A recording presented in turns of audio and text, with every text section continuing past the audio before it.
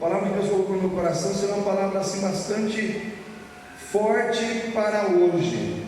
É aquele texto que está ali no Evangelho de João capítulo 2, versículo 13, que fala que Jesus, quando ele entra no templo em Jerusalém, e ele vê ali os cambistas, o povo vendendo as coisas dentro do templo, Jesus fica irado, irmãos. Jesus fica com muita ira. Mas pastor, Jesus se irou. Irmãos, é um dos poucos momentos na Bíblia que a gente vê Jesus bravo. Jesus ficou bravo.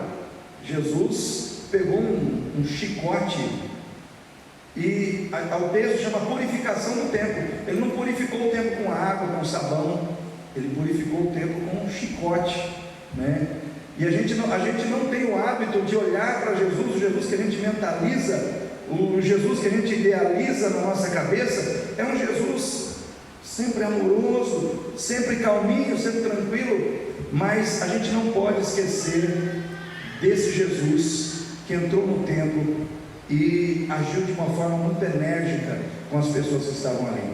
Então, a princípio, eu iria discorrer sobre esse texto hoje, porque nesse texto, irmãos, fala de relaxamento espiritual. Nesse texto fala de oferecer a Deus qualquer coisa e não o que Deus quer receber. Nesse texto tem muitas coisas que eu poderia falar com os irmãos essa noite, sobre por que Jesus muitas vezes fica irado, por que muitas vezes o coração de Jesus fica irado. A palavra de Deus diz: irais e não pequeis. Ou seja, não quer dizer que ira seja pecado, né? Quer dizer que muitas vezes, irmãos, a ira de Deus é uma ira santa, é uma ira contra aquilo que fere a glória dele, fere os princípios dele, fere a vontade dele, né? Então, Deus falou para mim: hoje não, deixa, fala com o meu povo depois, mas eu quero que você abra a sua Bíblia lá no Evangelho de Mateus, capítulo 26,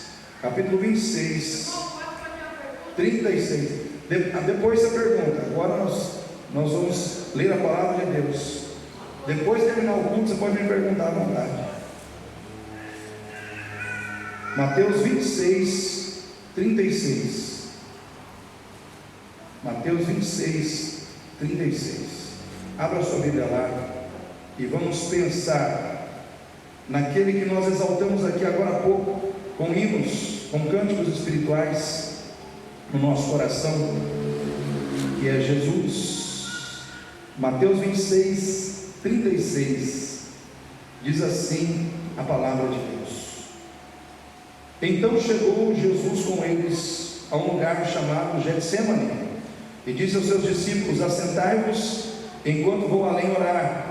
E levando consigo Pedro e os dois filhos de Zebedeu, começou a entristecer-se e a angustiar-se muito. Então lhes disse: A minha alma está cheia de tristeza até a morte. Ficai aqui e velai comigo. E indo um pouco mais para diante, prostrou-se sobre o seu rosto, e orando e dizendo: Meu Pai, se é possível, passa de mim este cálice. Todavia, não seja como eu quero, mas como tu queres. Voltando para os seus discípulos, achou-os adormecidos, e disse a Pedro: Então nem uma hora pudestes velar comigo? Vigiai e orai, para que não entreis em tentação. Na verdade, o espírito está pronto, mas a carne é fraca. E indo segunda vez orou, dizendo: Pai, se este cálice não pode passar sem que eu beba, faça-se a tua vontade. E voltando, achou-os outra vez adormecidos, porque os seus olhos estavam pesados. E deixando-os de novo, foi orar pela terceira vez, dizendo as mesmas palavras. Amém, irmãos? Irmãos, aqui não é qualquer pessoa que está orando, aqui não é qualquer pessoa que está buscando, aqui é Jesus de Nazaré, Jesus, o Filho do Deus vivo. E ele estava ali, irmãos, nos momentos finais que antecediam aquele momento todo da dor, do sofrimento, da prisão e por fim da cruz, do martírio da cruz, dos cravos, da coroa de espinhos, do soldado furando aqui o lado da sua, vamos dizer assim, do seu tórax, né, da sua barriga, os momentos finais ali do seu sofrimento naquela cruz. Mas Jesus, irmãos, para chegar na cruz, ele precisou vencer a si mesmo. Então eu quero que você diga para o seu irmão aí: vença a si mesmo. vença a si mesmo. Irmãos, por que eu digo para você vença a si mesmo? Primeiro, tem muita gente que fala assim: pastor, nós temos que vencer o diabo. O diabo já foi vencido, irmão. Tem uma notícia boa para te dar hoje: o diabo já foi vencido por Jesus na cruz do Calvário. Jesus já venceu o diabo. Alguém pode dar um glória a Deus por isso? Então Jesus já venceu, irmãos. Ele já foi vencido. Mas sabe quem que não foi vencido ainda? Você. Nós, irmãos, nós precisamos nos vencer. Porque muitas vezes, irmãos, o nosso problema somos nós mesmos. O nosso problema não são os problemas que nós precisamos resolver. Nós precisamos resolver muitas vezes a nossa vida. Nós precisamos resolver as coisas que muitas vezes estão dentro de nós. E nós precisamos muitas vezes nos resolver para que os problemas da nossa vida sejam resolvidos como consequência disso.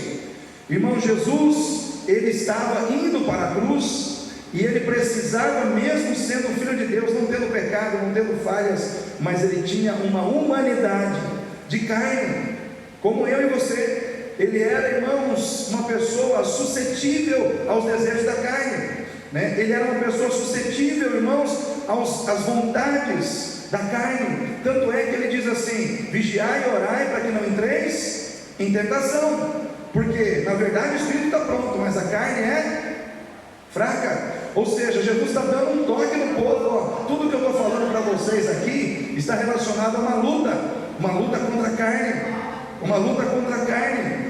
E para você vencer essa luta, você tem que se submeter diante do Pai. Você tem que ter humildade para reconhecer que você não é, muitas vezes, a pessoa autossuficiente para pensar que sozinho vai conseguir chegar ao fim da caminhada. Jesus sendo Deus, Jesus sendo Filho de Deus, ele precisou se submeter ao Pai, e ele precisou buscar no Pai a força que ele precisava para poder ir até o fim, para poder vencer a si mesmo.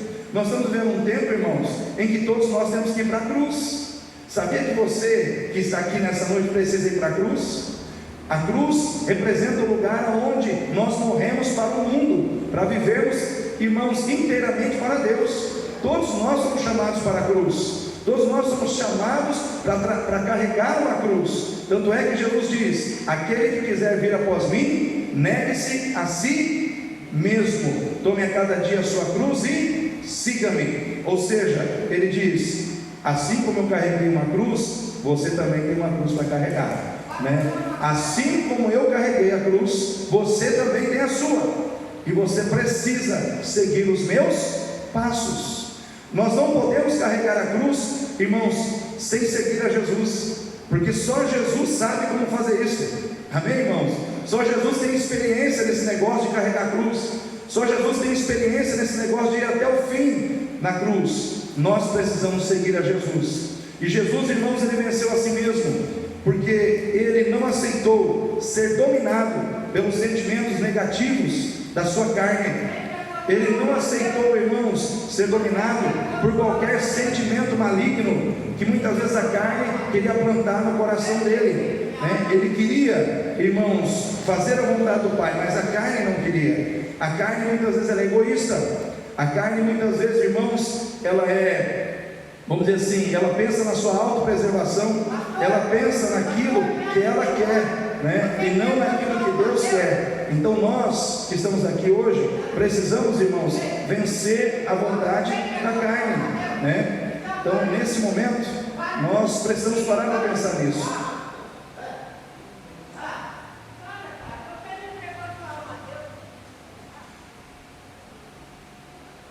Nós precisamos pensar, irmãos, que existe uma batalha espiritual, né? Existe uma batalha espiritual que muitas vezes se desenvolve na nossa vida através da nossa carne, porque a nossa carne, infelizmente, é a última parte da nossa vida que ainda está conectada com o pecado. Então ela é suscetível, né? A batalha, irmãos, contra a carne é uma batalha diária. Todos os dias você tem que submeter a sua carne à vontade do Espírito. Então Jesus, irmãos, mesmo sendo Cristo, ele vivenciou sentimentos que queriam afastá-lo da vontade de Deus. E eu quero perguntar para você: você também não tem sentimentos que muitas vezes querem te afastar das coisas de Deus, dos propósitos de Deus na sua vida? Jesus, irmãos, no texto que nós lemos lá no livro de Filipenses, na carta de Paulo aos Filipenses, diz que ele se esvaziou de si mesmo para fazer a vontade do Pai. Jesus, ele tirou de dentro de si tudo aquilo que poderia impedi-lo de servir a Deus. É claro que Jesus, irmãos, eu imagino que ele não tinha em si nada negativo como filho de Deus que pudesse impedi-lo de servir a Deus, mas é a expressão que a Bíblia usa, que quando nós queremos servir a Deus, nós precisamos tirar todo o nosso eu, para que a vontade de Deus possa reinar onde o nosso eu está reinando. E Jesus talvez não precisasse se esvaziar de muitas coisas que eu e você precisamos nos esvaziar, porque eu tenho certeza que em muitos dos nossos corações muitas vezes tem orgulho, em muitos dos nossos corações muitas vezes existe, irmãos, barreiras, mágoas, indisposições que nós guardamos dentro do nosso coração e que muitas vezes vão sugando as nossas forças espirituais para nos impedir de chegar onde Deus quer. Deus queria que Jesus chegasse na cruz, mas ele teve que se esvaziar, ele teve que se ajoelhar, ele teve que falar com o Pai sobre as coisas que estavam no seu coração. Ele teve que passar um tempo com o Pai falando das coisas que estavam dentro do seu coração. Aí nós voltamos lá naquele texto onde Jesus, ele diz assim: entra no teu quarto e fala com teu Pai que te ouve em secreto, que te ouve em secreto, e ele te recompensará publicamente. Voltamos novamente a esse ponto. Irmãos, quantos de nós estamos realmente preocupados em abrir o nosso coração para Deus, em falar para Deus dos problemas, das situações negativas que muitas vezes estão dentro da nossa vida, para que Deus mude isso na nossa vida? Quantos de nós está investindo tempo nisso? Quantos de nós realmente entende que precisa fazer isso? Não adianta eu chegar aqui nessa noite, falar isso para os irmãos ouvirem, até concordarem comigo, mas não fazer. Não vai adiantar nada, irmãos. Não vai adiantar nada. A nossa vida com Deus não pode se basear apenas no momento quando eu estou aqui dentro. Eu tenho que ter uma vida com Deus lá fora. Eu tenho que ter uma vida com Deus dentro do meu quarto. Eu tenho que ter uma vida com Deus dentro da minha sala. Eu tenho que ter uma vida com Deus, irmãos, aonde as pessoas da igreja que estão à minha volta hoje não me veem, mas Deus me vê. Deus me contempla. E Jesus, irmãos, ele parou para falar com o Pai sobre a sua tristeza. Quantos de nós muitas vezes estamos tristes? E não é pecado ficar triste. Não é pecado ficar triste. Às vezes a gente se entristece porque a gente esperava algo de alguém e aquilo não veio. Às vezes a gente se entristece porque a gente esperava uma conquista que de repente não aconteceu. Às vezes a gente se entristece porque numa conversa com alguém a gente acabou sendo ofendido e a gente deixou aquilo entrar no nosso coração e aquilo nos entristeceu. Às vezes a gente se entristece, irmãos, porque existem problemas na nossa casa, na nossa família, na nossa vida que a gente não consegue resolver. Enfim, às vezes nós nos entristecemos. E sabe qual é a melhor pessoa para cuidar da tristeza dos crentes? O papai. Saber que você tem um pai que está preparado para cuidar de todas as tristezas da sua vida e todas as causas das suas tristezas. Ele não está só pronto para ouvir você falar das tristezas, mas ele está pronto para agir na causa. Ele está pronto para agir naquilo que está causando a tristeza em você. E Jesus parou e falou com Deus sobre a sua tristeza, e ele disse isso para os seus discípulos: a minha alma está triste. Mas pastor, Jesus ficou triste? Ficou naquele momento, irmãos. E às vezes eu e você também ficamos tristes, mas nós não podemos nos deixar dominar pela tristeza. É aí que está o negócio, irmãos. Jesus ficou triste, ele passou pela tristeza, mas ele não deixou que ela o dominasse. Ele não deixou que aquela tristeza, irmãos, permanecesse. Ele lutou contra aquilo em oração. Ele lutou contra aquilo falando, compartilhando, abrindo o seu coração para Deus e para os seus amigos. Existem momentos em que nós precisamos falar com Deus e também precisamos falar com pessoas em quem nós confiamos. Às vezes nós precisamos falar da nossa tristeza com alguém. Às vezes isso acontece lá em casa, irmãos. Às vezes a gente para, nós estamos na correria, nós estamos na luta, e às vezes em um momento ou em outro momento, a gente para, ou minha esposa chega para mim e fala: eu estou triste com essa situação, ou eu chego e falo: eu estou triste com essa situação. Geralmente marido e mulher conversam na hora que vai dormir, né? Parece que deita e ali coloca a cabeça no travesseiro, e aí vamos conversar sobre as situações que muitas vezes estão nos entristecendo. Mas isso é terapêutico, isso traz cura, isso tira o peso, né? E Jesus, irmãos, ele era uma pessoa que não tinha medo de falar sobre o que ele estava sentindo. Ele não tinha medo de se expor. Ah, mas se eu me expor eu vou ser criticado. Ah, mas se eu me expor, a minha vida vai virar o assunto da semana. Mas se eu me expor, a minha vida vai virar fofoca. Os meus problemas, todo mundo vai saber. Irmãos, Jesus não estava preocupado com isso. Jesus estava preocupado em ser curado por dentro, em tirar do seu coração aquilo que muitas vezes estava pressionando ele e levando ele para baixo. Eu quero dizer para você, querido, se o mundo tem lutado para te levar para baixo, existe um Deus que está pronto para te colocar para cima, para te levantar, para te colocar em pé. Mas você tem que crer que esse Deus é alguém que você pode buscar, e Ele vai te ouvir, e Ele vai te atender quando você o buscar. O que o Senhor diz para nós? Clama a mim, e o que? Responder-te-ei. Irmãos, Deus está pronto a responder. Ele mostrarei coisas firmes, grandes, ocultas que você não sabe. Eu sei que planos tenho para vós, planos de paz e não de mal, para vos dar uma esperança e um futuro, ou o bem que mereceis. Ou seja, o Deus que você serve é um Deus que tem planos para a sua vida, planos para hoje, planos para amanhã.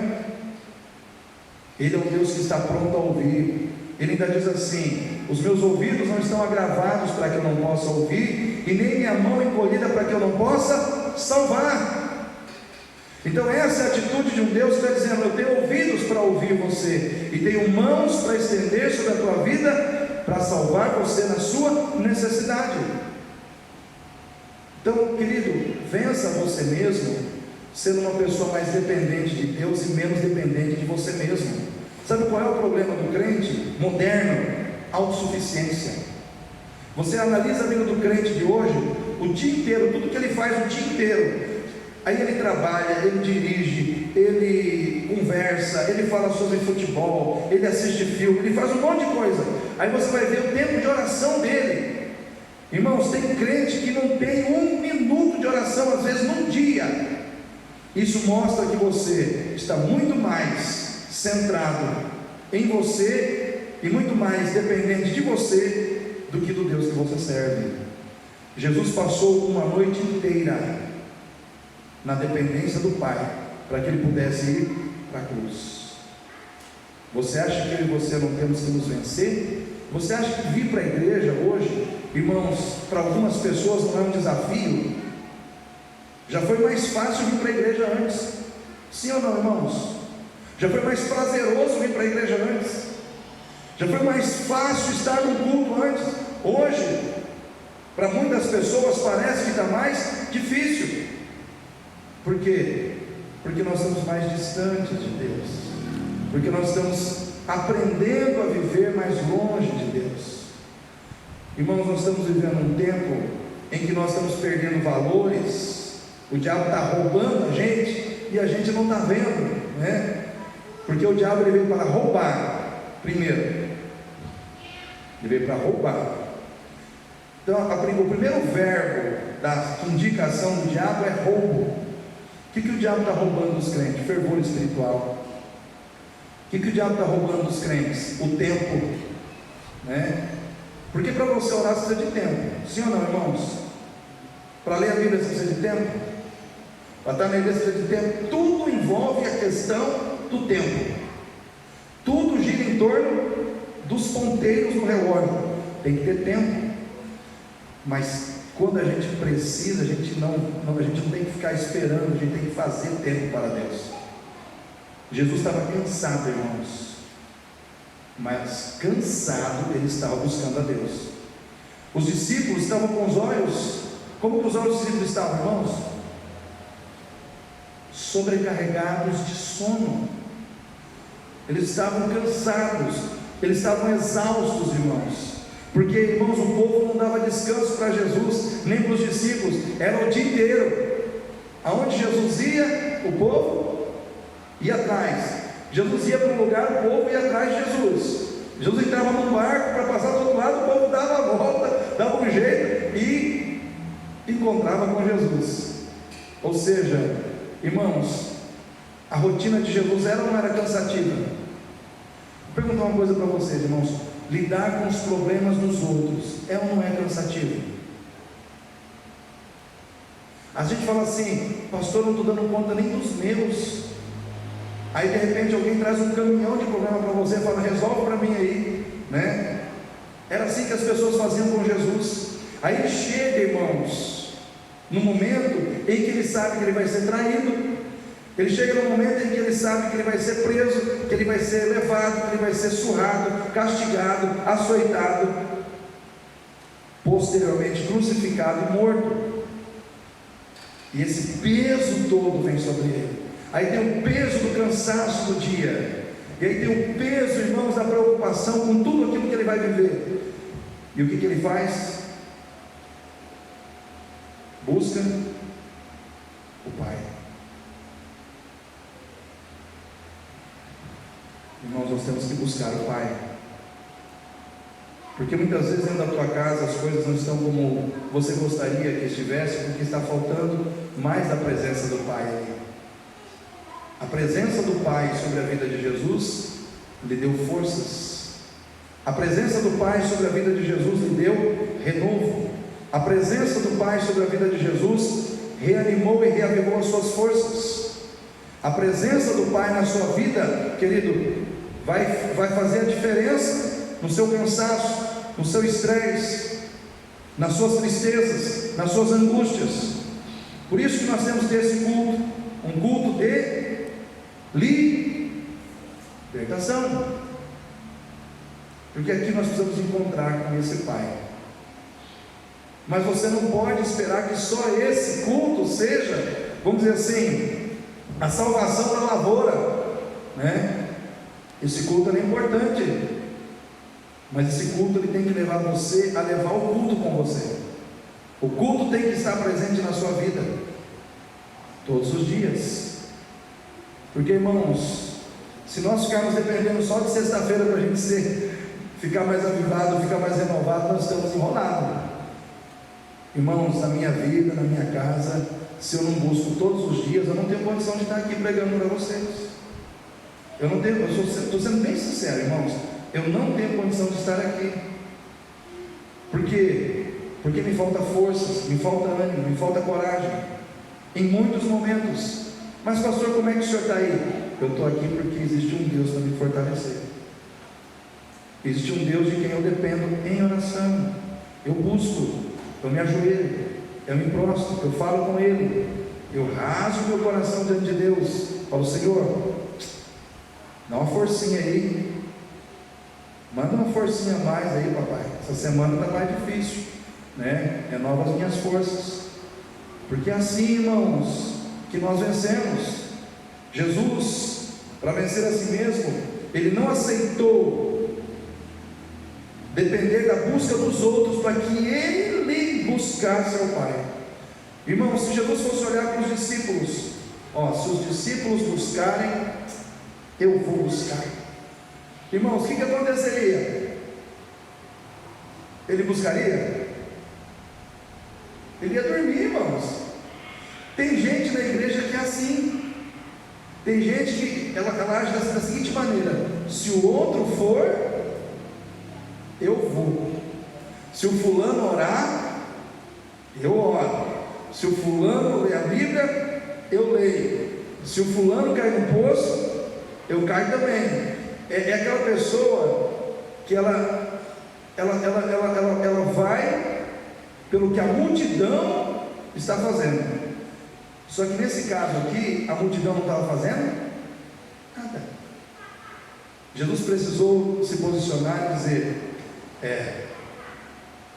não dá para me ficar olhando para o que os outros estão fazendo, não dá para me ficar olhando para o compromisso dos outros, ou para a falta de compromisso dos outros, não dá para me ficar olhando para o fervor, ou para a falta de fervor dos outros. Eu preciso buscar. Querido, você tem que ter a consciência do que você precisa fazer sozinho, porque muitas vezes, irmãos, nós não vamos ter o apoio das pessoas que nós mais amamos em muitos momentos da nossa vida, porque as pessoas que estavam mais perto de Jesus ali eram seus discípulos, mas os seus discípulos não deram a ele o apoio que ele precisou. E eu quero dizer para você, querido, muitas vezes as pessoas vão te decepcionar, e Deus falou comigo essa semana: filho, às vezes as pessoas vão te decepcionar, mas assim mesmo me busque, assim mesmo não desista, assim mesmo fique firme. Se você ficar olhando demais para o que os outros não estão fazendo, daqui a pouco você vai estar com eles. Vou repetir: se você, querido, ficar olhando demais para o que os outros não estão fazendo, daqui a pouco você vai se unir a eles. E é interessante que Jesus foi 3 vezes, irmãos, 3 vezes falar com os discípulos. Isso mostra o que? Uma insistência. Jesus, ele insiste com as pessoas em quem ele acredita. Vou repetir: Jesus insiste com as pessoas em quem ele acredita. Ele insiste com as pessoas em quem ele vê um potencial. Sabe por que eu insisto com vocês muitas vezes? Porque eu, como líder da sua vida, eu vejo um potencial em você que talvez você não está vendo. Ai, mas o pastor fica me incomodando, o pastor fica me chamando. Querido, agradeça a Deus porque eu estou fazendo isso, porque se existe alguém que insistiu, e insistiu muito, foi Jesus. Jesus, ele insistiu com os discípulos para que eles orassem. Jesus insistiu com os discípulos para que eles buscassem, porque Jesus cria na obra que o Senhor tinha na vida deles, e eu acredito na obra que Deus tem na tua vida. Por isso muitas vezes eu te ligo, por isso muitas vezes eu insisto com você, por isso muitas vezes eu te incomodo. Por quê? Porque um dia Jesus insistiu comigo, irmãos, eu dei trabalho para Deus, porque, irmãos, eu não queria ser pastor de igreja. Falei: Senhor, no máximo um professor de escola bíblica, tá bom? No máximo o Senhor me coloca à frente, eu vou para o seminário, tá? Mas só para ajudar na igreja, só para ser um professor de EBD. Era isso que eu queria, no máximo já estava bom demais. E as pessoas falaram: não, você vai ser pastor. Eu falei: não vou não. Não, você vai ser, eu não vou ser. Irmãos, não tem jeito. Quando Deus quer, Ele insiste com a gente. E quando a gente insiste em não aceitar o que Deus quer, a gente sofre, irmãos. Por quê? Porque Deus, Ele tem algo muito melhor para nós do que aquilo que nós queremos. Então sempre a minha vontade, quando ela não está de acordo com a vontade de Deus, ela sempre vai me levar para algo inferior àquilo que Deus quer para a minha vida. Jesus, Ele venceu a si mesmo, porque Ele não ficou olhando para os erros das pessoas que caminhavam ao lado dele na fé. Tem gente que caminha na fé com você aí, essas pessoas erram, e bastante, mas eu quero dizer para você, querido, vai caminhando com Jesus, vai caminhando com Deus, deixe quem está errando, Deus cuidar dessa pessoa. No máximo que você pode fazer é fazer o que Jesus fez. Olha, vem comigo, eu estou caminhando com o Pai, vamos junto, Mas se a pessoa não quiser, deixa que lá na frente Deus vai trabalhar isso no coração. Deus vai fazer a obra, né? Deus vai, a palavra de Deus não volta vazia. E eu fico pensando, irmãos, que Jesus ele foi tão insistente, que mesmo depois que os discípulos o abandonaram no Getsemane, depois Pedro negou 3 vezes, quando ele foi preso. Lá adiante, quando ele ressuscita, já ressuscitado, ele vai ao encontro dos discípulos e prepara um peixe lá na praia, para esperar os discípulos chegarem lá. E diz a palavra de Deus que lá, mais uma vez, Jesus insistiu com seus discípulos. Irmãos, quantas vezes Jesus já insistiu com você para você não desistir, para você ficar firme, para você não abandonar aquilo que Ele tem contigo, o chamado que Ele tem na tua vida, o propósito de ser filho, o propósito de ser filha. Então Jesus venceu, você vai vencer também, amém? O que o Senhor diz? Essas coisas vos digo para que em mim tenhais paz, no mundo tereis aflições, mas tem de bom ânimo, eu venci o mundo. Isso quer dizer que se você está nele, você vai vencer também. Você está naquele que venceu. Honre aquele que venceu, exalte aquele que venceu, glorifique aquele que venceu, sirva aquele que venceu. Querido, se você quer vencer como Jesus venceu, vença o cansaço, vença também todo e qualquer sentimento de rejeição à vontade de Deus, simplesmente porque Deus está permitindo que venha algum tipo de sofrimento sobre a tua vida que você não merece passar. Irmãos, quando a gente sofre merecendo, a gente tira de boa, mas quando a gente sofre sem merecer, a gente fica ou não fica meio contrariado? Fica, irmãos, mas eu não merecia passar por isso. A gente fala assim, mas Senhor, eu tinha que passar por essa situação. E a gente fica meio chateado quando o sofrimento ele é imerecido, porque a gente não encontra uma causa, a gente não encontra um porquê daquilo estar na nossa vida. Só que o sofrimento de Jesus foi imerecido. Jesus não merecia a cruz, Ele sofreu, porque por trás daquele sofrimento Deus tinha um plano de vitória sobre as nossas vidas e sobre a vida dele também. Porque diz a palavra de Deus que Deus o exaltou soberanamente, Ele deu um nome que é sobre todo nome, para que diante de Jesus todo joelho se dobre e toda língua confesse que Ele é o Senhor, para a glória de Deus Pai. O que eu quero dizer para você? Tenha uma visão promissora do seu sofrimento. Vou repetir, tenha uma visão promissora dos seus sofrimentos, porque, querido, Jesus, Ele olhava para aquele sofrimento, Ele via dor, mas Ele também via exaltação de Deus depois da dor, Ele via vitória de Deus depois da dor, Ele via triunfo de Deus depois da dor. Está doendo para você hoje? Está passando pela dor hoje? Ok, mas se você passar em obediência, depois dessa dor que você está passando, vai ter vitória. Depois desse sofrimento que você está passando, vai ter honra. Depois dessa dor que você está sentindo, vai ter honra na tua vida. Porque o Filho de Deus sofre com uma visão promissora de que por trás do seu sofrimento existe um Pai trabalhando para lhe dar a vitória depois. Então Deus não vai deixar você na mão, desde que você não deixe Deus na mão antes, né? O que Deus espera de você? Que você seja obediente até a morte, morte de cruz, né? Não foi isso que Jesus vivenciou, irmãos? Diz a palavra de Deus que Ele se humilhou, tomando forma de servo, e foi obediente até a morte, morte de cruz. Então todos nós estamos nessa caminhada, todos nós estamos seguindo essas pegadas, né? Então No nosso caminho tem dor, tem sofrimento, injusto tem, mas depois de tudo isso vai ter vitória eterna,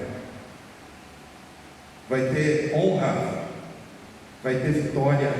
É isso que eu declaro sobre a tua vida nessa noite. Você não está aqui como um derrotado. Não pense que você como crente é fraquinho, porque você não é. Você é servo do Deus vivo.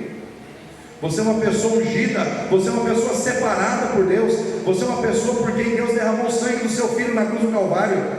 Então você não é qualquer pessoa, você é alguém que tem a marca da vitória, você é alguém marcado pelo sangue do Cordeiro. Então você foi separado, preparado e está sendo treinado para ir morar na glória com Deus. Mas você precisa passar pelo Getsemane da vida. O Getsemane da vida é o momento onde Deus vai te confrontar com quem? Com você mesmo. Não é o diabo que está no Getsemane. Você não vê a figura do diabo lá. O Getsemane de Deus é um confronto que Deus faz de você com você. É o momento final. É o momento quando você já passou pelas lutas contra o diabo, já venceu. Você já passou pelos males da vida, já venceu. Você já viu muitas coisas, mas o último inimigo a ser vencido é você. Você já parou para pensar nisso, irmãos? O Getsemane é o final da caminhada de Jesus. Por onde Jesus passou antes de chegar lá? Ele passou pelo deserto, enfrentou o diabo, venceu Satanás na palavra, passou pelos mares, andou sobre as águas, curou enfermos. Enfim, ele teve uma caminhada longa. Mas o último inimigo a ser vencido era ele mesmo, na sua carne. A gente tem que ter um temor quando fala de Jesus, né, irmãos? Porque eu tenho que me fazer claro, né, irmãos? Jesus não tinha maldade, mas ele tinha carne, né? Por isso que Jesus era 100% Deus, mas ele era 100% homem. Ou seja, ele sentia tristeza, ele sentia fome, ele sentia sede, e ele sentia também, irmãos, no seu íntimo, os apelos da sua carne. Mas ele venceu para nos tornar vencedores também. O que acontece quando você se submete a Deus em Cristo? A força que Jesus teve naquela noite para vencer a si mesmo, aquela força, aquele poder, aquela autoridade vem sobre a tua vida, e você começa a vencer a si mesmo, porque você depende daquele que venceu. Porque, irmãos, tudo na nossa vida se resume numa palavra só: graça. Por que você está em pé? Graça. De onde vem a sua força? Graça. De onde vem a sua vitória? Graça. Onde é que você se levanta? Na graça. Entender a graça, entender que nós só somos vitoriosos quando nós nos submetemos a Cristo, porque toda a vitória de Deus para nós está nele. Não é pelo seu esforço, mas é pela sua fé no esforço de Jesus. É nele, irmãos. Nós existimos nele, nós vivemos nele, nós somos dele. Portanto, quer vivamos ou quer morramos, somos do Senhor, porque estamos em Cristo. Então o esforço de Cristo se torna real na tua vida quando você se esforça para depender dele, para viver como ele viveu, né? Para assumir na sua vida as atitudes que ele teria se ele estivesse no seu lugar. Por isso que nós temos que olhar para ele. Por isso que não é religião, não é religiosismo, é Jesus. Jesus purinho, Jesus vivo na gente. Quem que vai nos manter em pé até a consumação dos séculos? Jesus em nós, a esperança da glória. Então nessa noite, deixe Jesus encher a sua vida, e para que isso aconteça, se esvazie de você mesmo. Amém? Vamos ficar em pé nesse momento.